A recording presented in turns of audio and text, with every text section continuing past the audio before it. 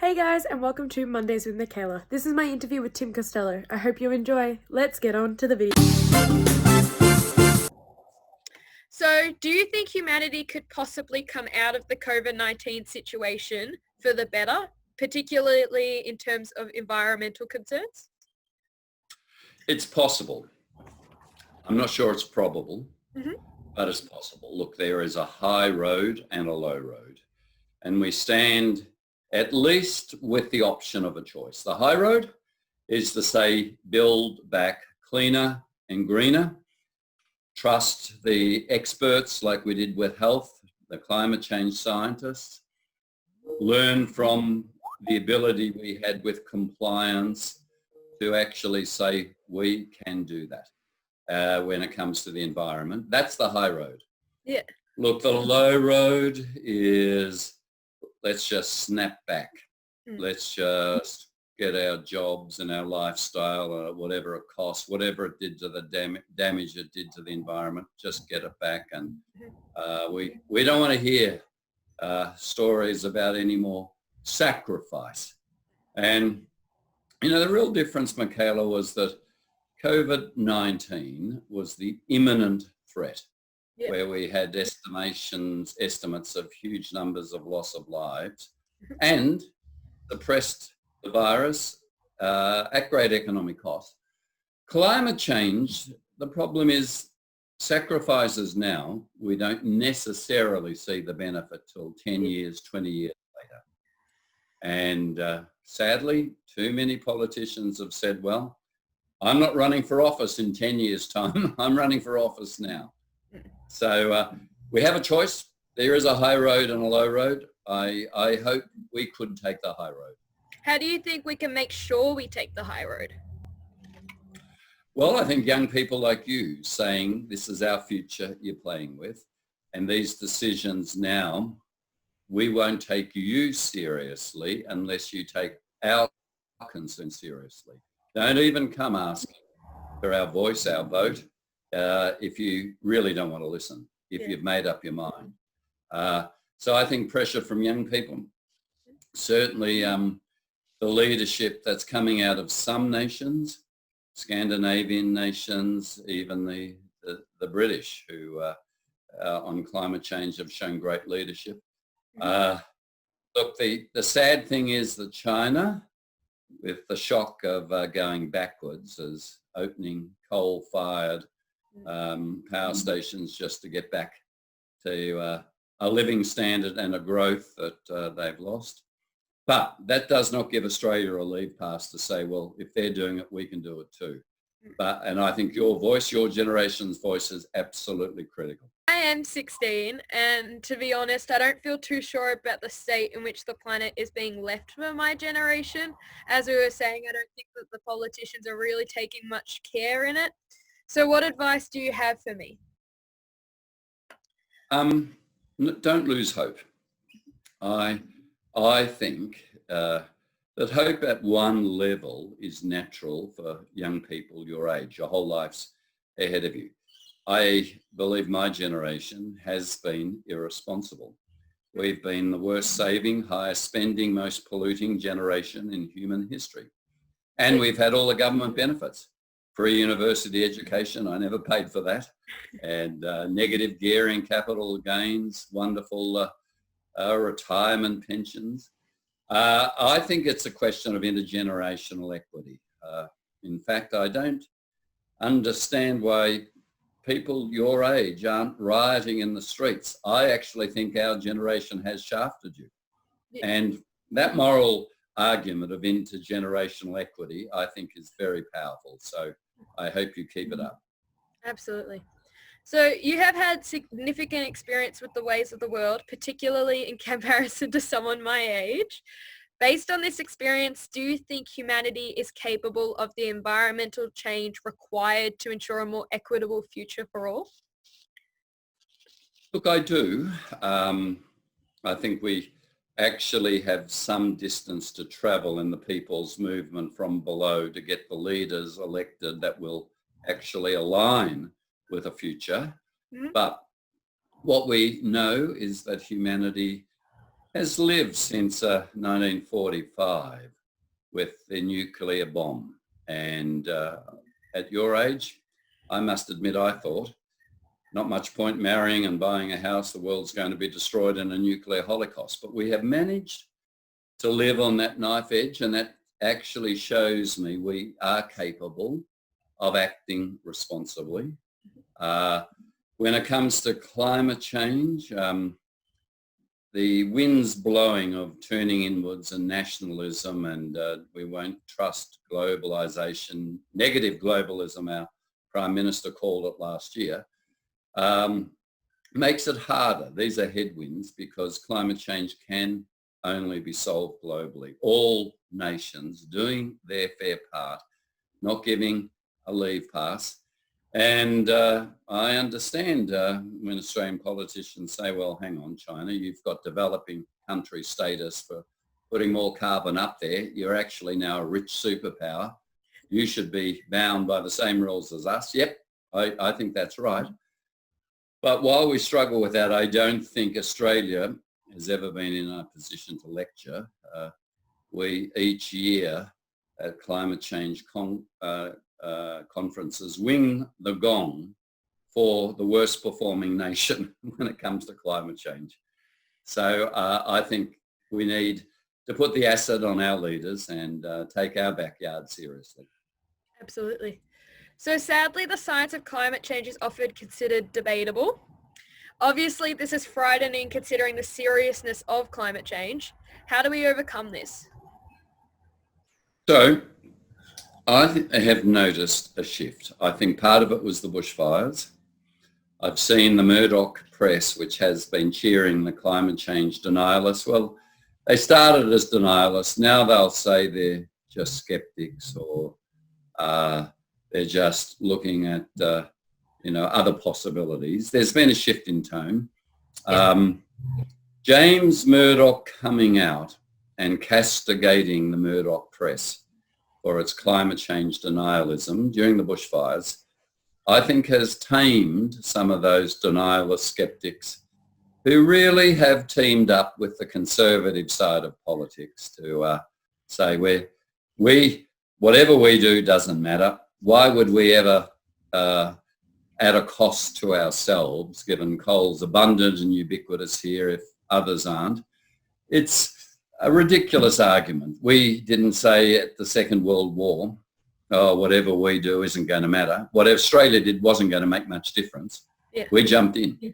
With the war on terror, we didn't say, well, we're a small country, we can't win it. Yeah. We jumped in.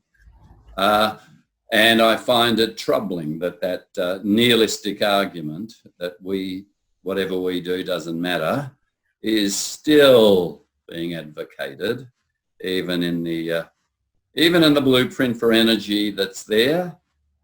We can be thankful that coal isn't mentioned. Gas is the big solution that they're looking to, and we know that's got great downsides also for the environment. But I do sense a tone, Michaela. I think that's a tone change. That's good. So deforestation, plastic pollution, rising sea levels, atmospheric pollution, and land degradation all intersect to make environmental concerns very worrisome. Do you think that people find it hard to link these together, hence the lack of action we see from people?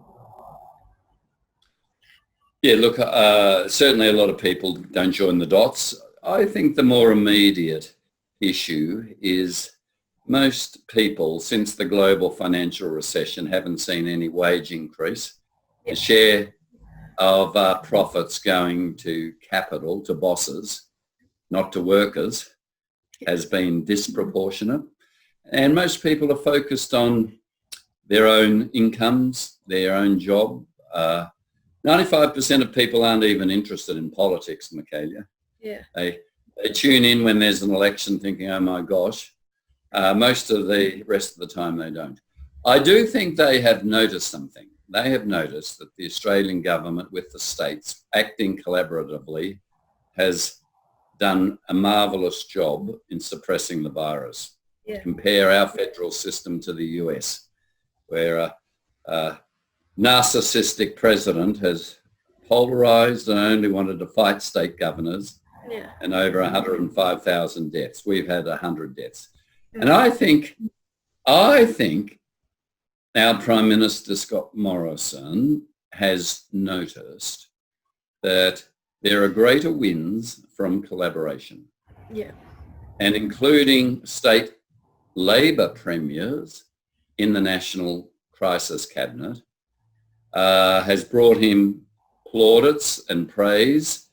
And I'm just a little bit hopeful that when it comes to climate change, he might say, whatever the lunar right in my party, which is climate change denial, I'm actually going to go with some middle of the road, greener policies. That's my hope. Yeah, absolutely. You mentioned before, which I totally agree with you, that many people don't engage with politics. How do you reckon we can change this so people do take it into consideration and do consider it? I think explaining the politics is simply who gets what they want and who misses out. Yeah. The politics is about the compromise so we can all live together. Now, we can't live together with an environmental catastrophe, a runaway train on target for 3 degrees warming. We can't live together. Therefore, it's the ultimate political question. And we have to help people join the dots and go, oh, okay, my grandchildren, I need to act for them. And this is a very conservative position, actually, Michaela. If you want a definition of conservatism, the father of it, Edmund Burke, said it's a conversation of the present generation with the past generation and the future generations. Yeah. That's actually not radical decisions, but in that conversation, intergenerational equity. And I'm thinking that if we can explain politics in those terms, people might say, oh, it does directly affect me. So I am often confused by politicians and their bad behaviour. Is it their role to be role models for us, do you reckon? Absolutely. What's leadership if it isn't role models? The public have almost turned off politics in resignation, saying question time's worse than badly behaved 5-year-olds throwing tantrums and abuse. Look, I will come back to what I said about the cabinet, the national cabinet in COVID. We have seen a different sort of politics modelled. It's been cooperative. Yeah. It's not been slagging. The nation has appreciated it and it's had remarkable rewards. Yeah. Its achievements are remarkable. So I think people saying we don't want just a return to the silly old mind-numbing behaviour and partisanship and win the points for the day in the 24/7 media cycle. We want you to show us how we're going to get to no carbon emissions, preferably by 2040, certainly by 2050. Go away and do your homework, and if you come with your silly behaviour stuff, we're going to call you out. You're not a leader. Yeah, absolutely. With leadership, what do you think makes a good environmental leader, or a leader like you were for a CEO of World Vision, or just a leader in general? What do you think is a good attribute? Look, a leader does need courage. Anything I say in the press, I know up to 50% of people will disagree with me. 5% of people will never forgive me for what I've said. And there are a lot of slings and bows, lots of trolls, lots of people who want to scream. Yeah. So you need courage.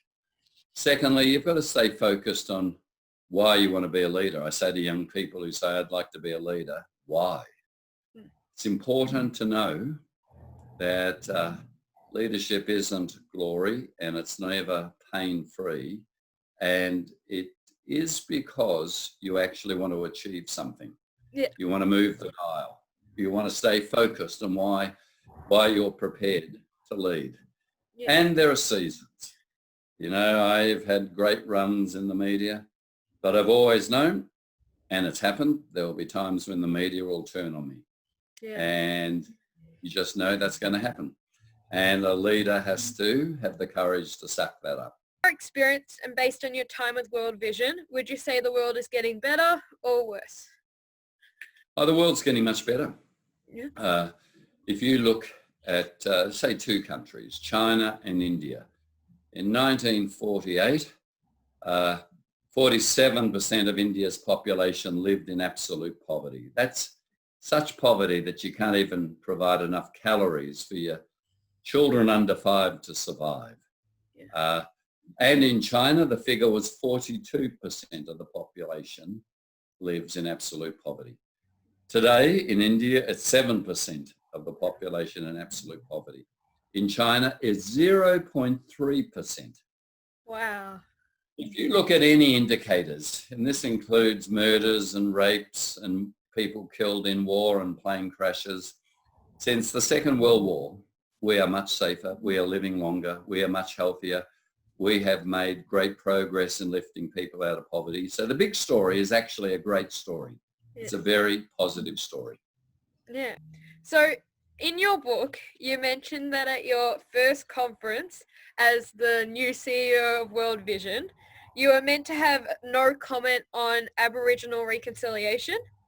Why did you think it was so important that you voiced your opinion regardless of what you were told, despite the risk of losing your job? That was one of those moments, and I didn't have a lot of time to think about it, which really define whether your leadership. If I had been asked, having previously been loudly on the record for Indigenous land rights and reconciliation, to say no comment, the media and the public would have said, Tim's prepared to sell out for a good paying job. And so it was a do or die moment for me. I could have died in terms of the job. Thankfully, that didn't happen. And I think I wouldn't say these moments come every day in life, but we all know there are moments where you say, here I stand, and whatever the outcome, the fallout, I need to plant my feet on solid ground and be true to what I believe. Yeah, absolutely. So through World Vision, you have been on the front line of human suffering and catastrophe. What has this been like, and how do you think it affected you? You never get over the trauma of people who are innocent and have suffered in arbitrary, unfair ways. I can be giving a speech even now, quite unrelated to my work in the past in World Vision, even a happy occasion. And without warning, I can find an image of a woman who I saw raped in a refugee camp in Darfur in Sudan, or many other pictures will come into my mind, and without warning, I'll find myself in tears. And people will go, that's odd. What's he crying for? This is a happy occasion. And you realize you build compartments around your emotions just to keep functioning. But the compartments often leak and hemorrhage. And so I would say that what I've seen still affects me. Not all the time, but knowing that I and my family have grown up in a blessed country with clean water, access to free healthcare, great education, law and order, without corrupt police and violent police, is such a blessing, and it's not to be taken for granted in certainly the countries where I responded to disasters.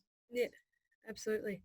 Do you find it frustrating knowing that so many people either don't care or are too lazy to think about their actions towards other people and the environment, especially since you have seen the impacts firsthand? How do you cope with this? Yeah, there was a time when I was getting angry at people, and then I had to remember I had been there. I'd seen the horror, the smell, the suffering, and people might back in Australia give me a polite listening ear, but they're eyes would glaze over and they'd go, who's playing in the footy tonight? And my anger wasn't productive because they weren't there. I couldn't expect them to understand. Yeah. And I needed to do some work to deal with that, to go, this is being unfair. But certainly I do think Australians take for granted how blessed we are, that they lose perspective, that they can whinge and moan when there's not a lot to whinge and moan about in this country by comparison to others, that they can be mean and not give. Actually giving and saving a life, changing a life is one of the best things for your humanity. It goes deep to your sense of hope and humanity. So I keep trying to say to Australians, keep hope alive, be grateful, be thankful. The best thing you can pass on to your kids is that they can make a difference, and just about every Australian can. Yeah. So you've done so much good in your lifespan. What do you think is your next challenge? So this next stage is being a mentor to younger leaders, not being the big bull in the paddock. It is stepping sideways and investing my time in younger leaders and those having a go. And that, for an activist is a little bit hard. I've still got my energy, strength. I still think, oh, I could do this. I've got to realise the stage of life and invest myself in others. Absolutely. So I'm going to mention some names of some people. Can you please say the first word that comes to mind when you think of them? So Greta Thunberg. Courageous. Jane Goodall. Empathetic. David Attenborough. Astonishing. David Cross. Tower of strength. Mahatma Gandhi. Modelling non-violence. Hans Rosling. Our greatest public health historian. That's awesome. So I have two more questions. They're a bit more fun and lighthearted than all the others. So what is your favourite ice cream flavour? Chocolate. And if a genie granted you 3 wishes, what would they be? And you can't wish for more wishes. I wish that I will live long enough to see my grandchildren reach their 21st. Even better, maybe their weddings. That would be lovely. I wish that I will keep my marbles. The cruel onset of dementia and Alzheimer is really a horrible thought. Yeah. And I wish that the world will actually come together to deal with climate change. Absolutely. There's some good wishes. So thank you dearly for your time. I appreciate it greatly.